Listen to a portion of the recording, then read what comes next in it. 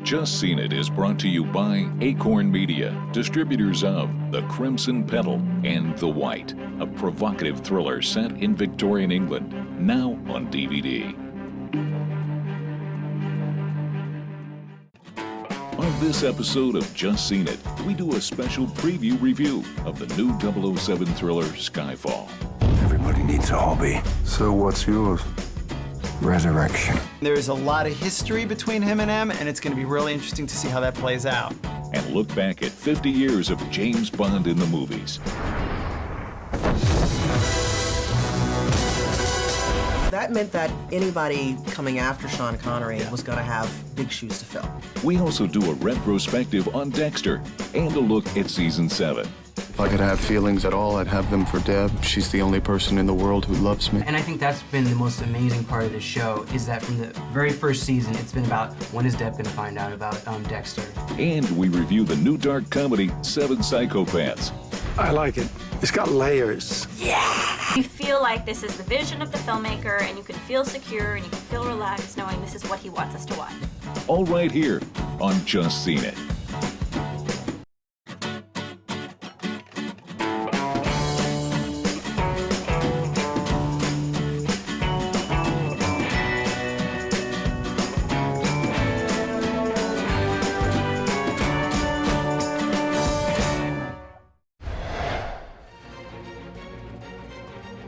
James Bond is presumed dead after a mission goes terribly wrong. I only have one question. Why not stay dead? There's no shame in saying you've lost a step. But when M is in peril, James resurfaces to rescue her and redeem himself. 007 reporting for duty. Where the hell have you been? We celebrate 50 years of 007 and Skyfall preview review. I'm Wright. Sean Wright. And we're here to talk about Bond.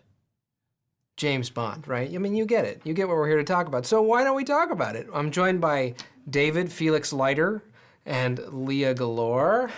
007 is coming out with a new movie in November called Skyfall.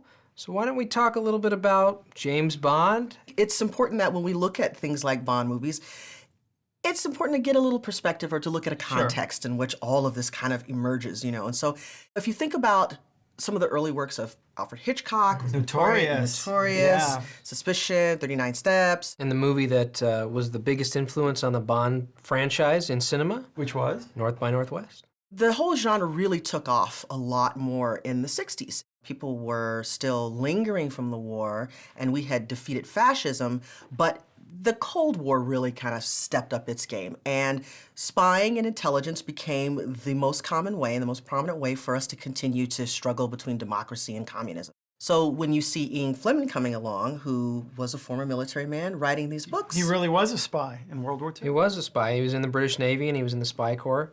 And he decided to write some novels. And of course they became huge. He actually had his own estate called GoldenEye, which became the name of one of the Bond pictures. And his first novel came out in April of 1953, and it was called Casino Royale. In the 50s, you had this very repressive, or I wouldn't say very repressive, but certainly a sexually repressive society. And then in the 60s, you had the sexual revolution, and James Bond's character was the perfect personification of that. Here was this suave, sophisticated, highly sexualized super spy. And we had never seen anything like that before, and we wanted to be like James Bond. And then as the 70s progressed and we became world travelers, the exotic locations that were in Bond movies actually became characters in the movies to reflect our tastes in traveling. And then, of course, finally in the 80s, in the time of Reagan And Thatcher. and conservatism and AIDS, we suddenly had a new Bond, Timothy Dalton. Poor Timothy Dalton. He only got to sleep with one woman per picture. Let's talk about the Bonds. We'll start off with, of course, the first, Sean Connery. The cinematic Bonds, yes. Well, it began in the 1960s, of course, with producers Harry Saltzman and Albert R. Cubby Broccoli, who got $1 million from United Artists. That was a lot of money. $1 million. $1 million. And they wanted to use a lot of that money on things other than the star. They liked the locations they wanted to go to and the gadgets, etc., that they wanted to spend all the money on. So they wanted someone who wasn't a big name. They talked about Cary Grant and Jimmy Stewart, but actually wound up going with Sean Connery. For me, Sean Connery represents or exemplifies, gosh, the best that you could possibly imagine Bond being. He has a great mix of charm, charisma, wit, ruthlessness, physicality. Right. I mean, and you just believe him in all of those different scenarios that he's in. And so that meant that anybody coming after Sean Connery was going to have big shoes to fill. Then we moved on to George Lazenby. George Lazenby was in On Her Majesty's Secret Service. Actually, On Her Majesty's Secret Service is my favorite Bond movie. And I just think that it has an emotional resonance that the other ones don't. A lot of people just love Casino Royale. Casino Royale came out and had this new edge to it that everybody thought, wow, this is a brand new thing for Bond.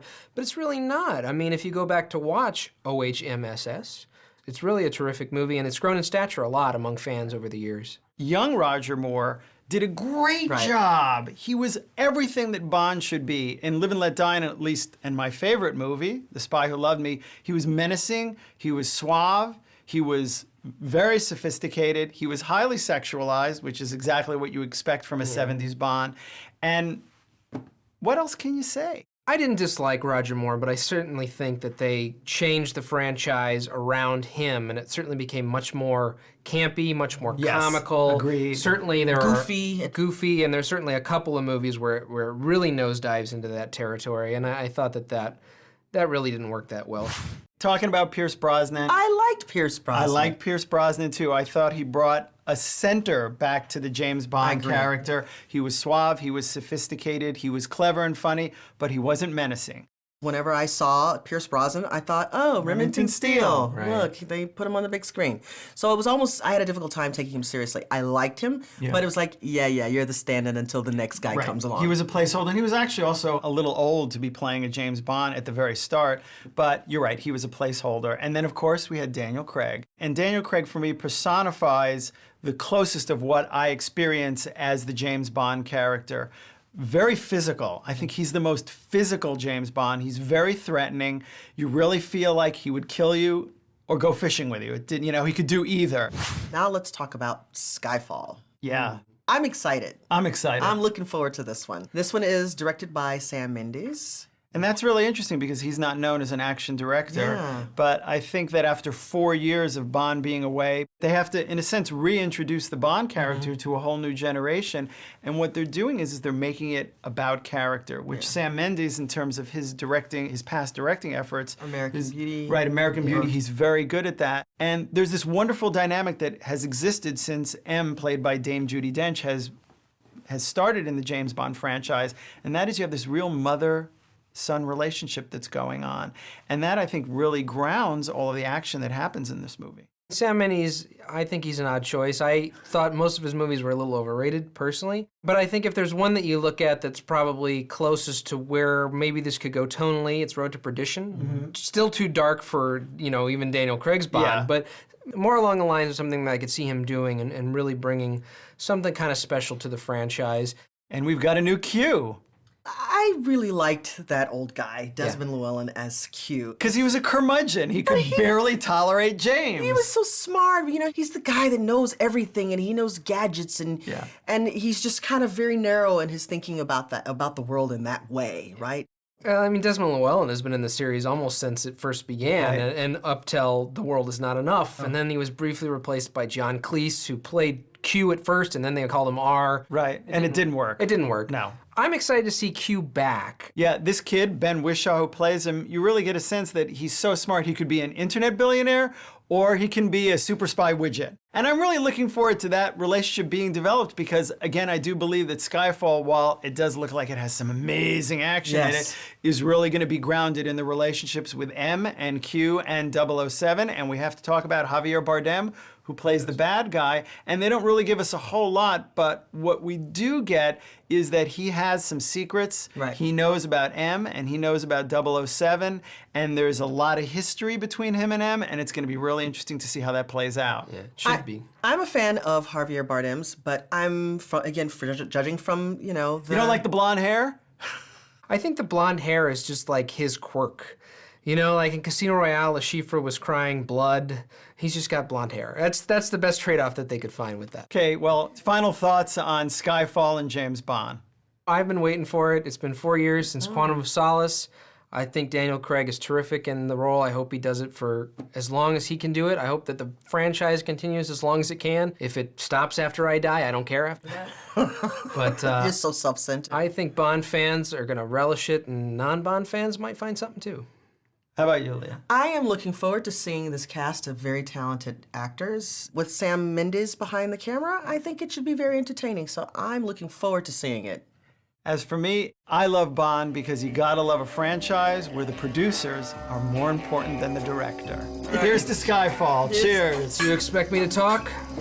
No, I know, Mr. Bond. I expect you to die.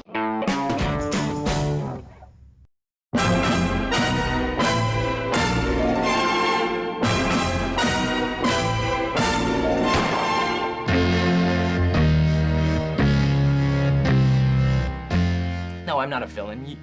You just think I'm a villain because I'm petting a cat and because my hair's slicked back and because I've got an eye patch, but I'll have you know that 40 million American households have a cat and lots of people slick their hair back these days. It's pretty much the in fashion choice. But while we're on the topic of subverting expectations, I wish Daniel Craig would subvert some of mine. These new Bond films act like they've purged Bond of his cartoonish sensibilities and created a more realistic picture of a world-trotting, woman-seducing super spy.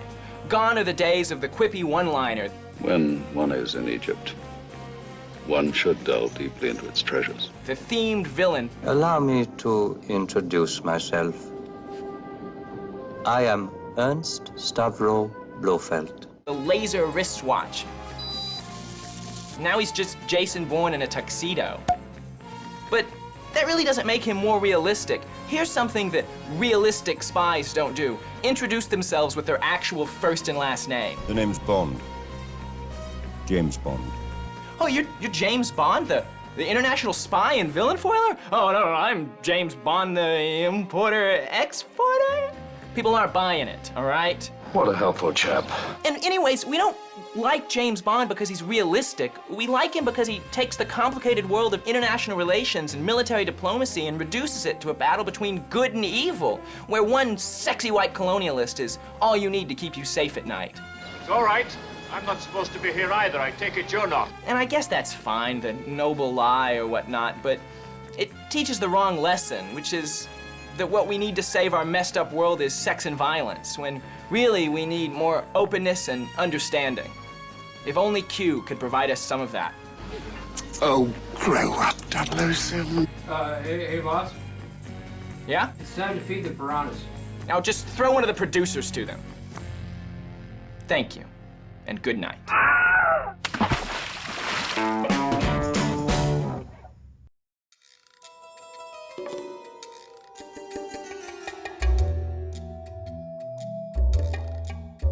Dexter is a pattern blood analyst who leads a double life. To satisfy his need to kill, he hunts and kills murderers who have escaped the justice system. Oh, God. But getting away with murder is never easy for Dexter. Hi, I'm Salim. I'm Rachel. And I'm Aaron. We're here to talk about our favorite serial killer, Dexter. Now in his 7th season. We've actually had the opportunity to watch the first 3 episodes. We've all just seen it. Now who wants to start before I cut you? Dexter is a 1-hour drama on Showtime, which stars Michael C. Hall and Jennifer Carpenter as his sister Deb. Well, what's fascinating is that Dexter is a serial killer that kills serial killers. How long have we all been watching this show for? Well, I've been at it from the very beginning. Yeah, I've watched all of it, but I started watching it on TV starting in season 3. Okay, and I've just picked the show up at the end of season 6. What are you doing with your life? Noob! I didn't know. I didn't know what I was missing. Before we get started, I just want to let everybody know that we'll be giving away lots of spoilers from season 6 and before, including some spoilers from season 7 episodes 1 and 2. Yeah. All right, let's do this. Let's start it up. All right. So, you know, we know now that Deborah knows about Dexter being a serial killer, or at the very least, at the end of season 6, she saw him stab a guy. She sees him stab someone. Exactly. Yeah. So, season 7 opens, it's exactly where we left off.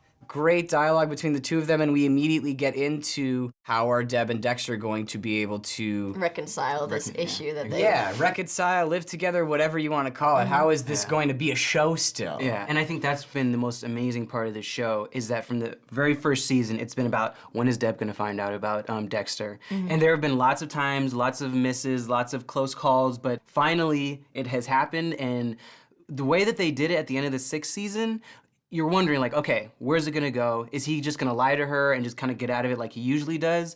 The end of the 1st episode of the 7th season, wow, it's just a bombshell.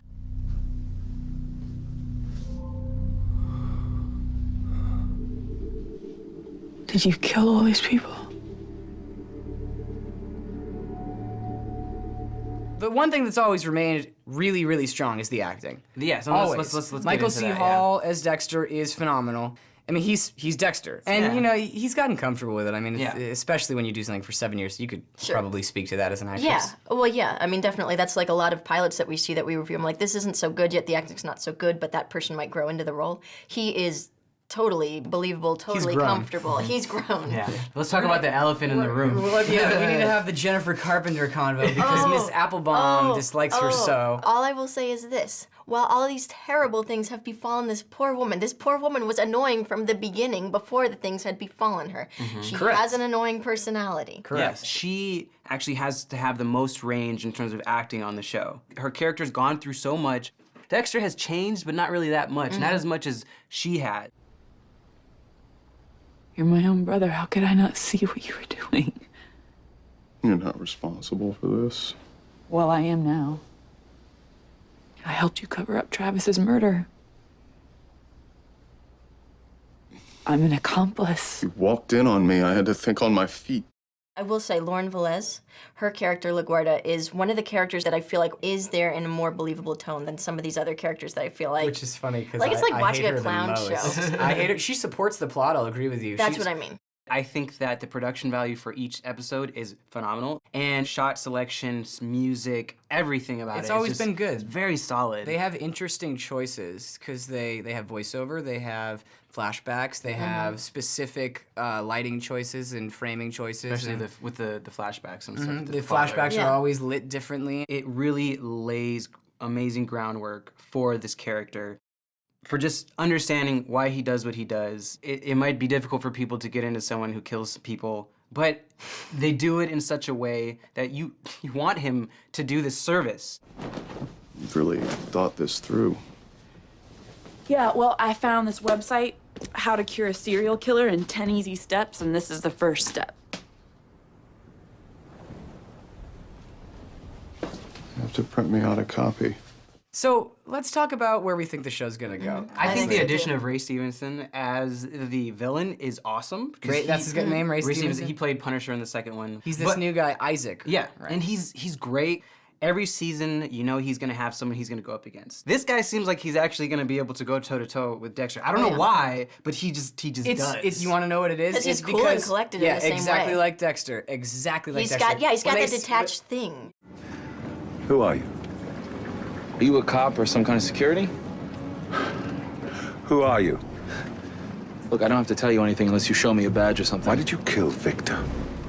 What? What are you talking about? If you watch the show, continue watching. If you stopped watching, you better start again. And if you never started, well, you better start now, because it's really, really good, and it's only gonna get better. I know that this show has probably lost quite a few fans since the show started, but it's still good, and I say if you stopped, catch up. If you've never seen it before, start. It's amazing. I think this is a really easy show to jump into. Maybe that's just because I have questionable morals. But I think anyone who hasn't seen it before, start watching it right now. If you don't, I'll come to your house and I'll serial kill you with my saran wrap and my knife. Well, nobody wants that. No. So let's cheers. Cheers that one. You're scared, aren't you? I'm very scared.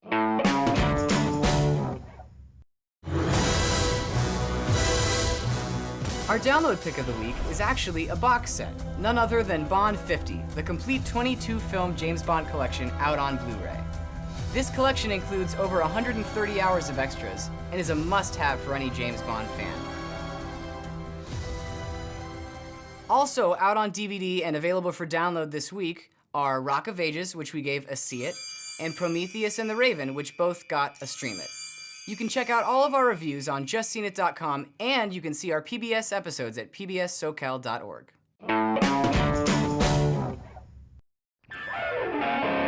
Boozy writer Marty is unable to finish his latest screenplay. Marty's my writer friend I was telling you about. Well, I can smell the booze. Marty's friends survive by kidnapping rich people's dogs and returning them for the reward. Hi, is this your dog? Oh my God. Oh, I have to pay you. Thank you so Are you much. serious? But when they kidnap a gangster's pooch, the fur begins to fly. Could you go get my dog back? In 7 Psychopaths. Hi, I'm Liz. I'm Sean. And I'm Aaron. And we're here today to talk about 7 Psychopaths. Unfortunately, only 3 of us could make it, but we've all just seen it. We have. So this film is written and directed by Martin McDonagh, who wrote and directed In Bruges as well. It's very self-aware, and it's very clear, at least to me, that Martin McDonagh wrote it and directed it. You know, it feels like he got exactly what he wanted out of everything. It's smart, it's witty, it's dark and weird and fun. I laughed a lot. I liked it too. I thought it was sharply written. I thought it was funny. I thought it was eccentric and weird. Like you said, it's a self-aware movie. You've got this guy, Marty, played by Colin Farrell, who's writing a screenplay, which may or may not be the screenplay that you are now witnessing in the movie theater. It's something like that, at the very least. Something like that. And that's been done before. We had like Adaptation and Wes Craven's New Nightmare where these things were going on. I think maybe it's a little bit too self-aware. It's sort of pointing out its own flaws at times. Is there such a thing? Well, I think I know what you're talking about, but it's so imaginative and it's such a risk for this filmmaker to make this film with these stars attached that I commend it regardless. And I think that there are moments where you're not quite sure whether something's reality or fantasy, but I like it. I like it because this film's not about logic. The point isn't logic. The point is entertainment. It's like, it reminds me of like Get Shorty in that way of, you know, how they're, oh, we're writing a script about a movie that's kind of like this movie. And I think that works really well. And the more somebody knows and is aware of the medium that they're using and manipulating, the better it is. The 7 Psychopaths of the movie, first off, it's questionable if there's actually 7 of them. Some of them aren't part of the central They're not real. plot. They don't exist. They don't exist. Yeah. They're fictitious. Some are real, some are fictitious, Some are played by Tom Waits. My name is Zachariah Rigby. I left a message on Billy's telephone in answer to the advertisement. Well, I'll tell you, Zachariah, if you sounded like a nut, I probably just deleted you. I don't think I sounded like a nut. Okay, you seem normal. If you look to the acting and if you look to the performances and you look to the overall tone of the film, it's so strong and consistent. He knows what he wants, and he got it. Exactly, that you feel like this is the vision of the filmmaker and you can feel secure and you can feel relaxed knowing this is what he wants us to watch. Yeah. What the hell happened? Some punks jumped us. Said they were looking for a little Shih Tzu. Then some other punk killed those punks. Marty, are you okay? I just didn't need this today. He's okay. It's their blood. It's his puke. You want to go to the bathroom, clean some of the blood and the puke off you? Colin Farrell playing the lead of Marty, who's basically Martin McDonagh as far as I'm concerned. He's great. He's drunk, he's an alcoholic. He's drinking Shinerbach, which I find really, really funny, an Irishman drinking a Texas beer. But he's great. I think him and Martin McDonagh are a really good match. Farrell probably has the most thankless performance because he's the least crazy. So he's not the one who's being eccentric and wild like Sam Rockwell, who's totally off his rocker. I just called up old Charlie Costello, and I told him where we were and to come down and get his dog back and said, if you're in trouble finding us, just look for a Buick umpire. He was incredibly refreshing. Every time he came on screen, you would hear him deliver a line that could have been delivered any other way, and he does it in a way that's new and bizarre. It almost undermines your expectations of every single line. No, it does, because you expect him to be the jerky, obnoxious friend, which he has done and plays before in Matchstick Men and things like that. He And doesn't. But he he has a heart of gold in this film. But he does it at the same time. Gold. I know. Psychopathic It's great. gold, He's freaking insane. Yeah. It's true. We also had Christopher Walken playing Hans. Yes, what a great casting choice to put basically 2 friends played by Sam Rockwell and Christopher Walken. And then the 3 of them together, what a weird trio. It's And they're fantastic. so good. And they're kidnapping dogs. So Walken's like, let's go get a dog and kidnap him. Walken's great. He's got all the great lines in the movie. And of course, if you have great lines in your movie, you're going to give them to Christopher Walken. Yeah. Put your hands up. No. What? I said no. Why not? I don't want to. So I'm going to whine about one little thing, and I do think that the look of the film sometimes suffers. There's a moment in the tent between, I think it's Billy and Marty, actually, and there's no eye light, and it's kind of grainy. It doesn't focus so much on the visuals as focus on this stylistic intention that derives from the script. The visual style isn't perfect, but that's me being like really irritatingly analytical. But That's your neuroses. That's my neuroses coming out. Wow, surprise. But I really loved this film. I can't wait to see his next film. He's a good director and he's a fantastic writer. This was a wonderfully refreshing, violent, witty, intellectual film. I love Martin McDonagh. It's definitely a see it. In spite of some of the structural ambiguities, I left the theater giddy, and that hasn't happened for a while. See it. Seven Psychopaths is crazy. Maybe a bit too bizarre, but it's still worth recommending just because it's a lot of fun. See it.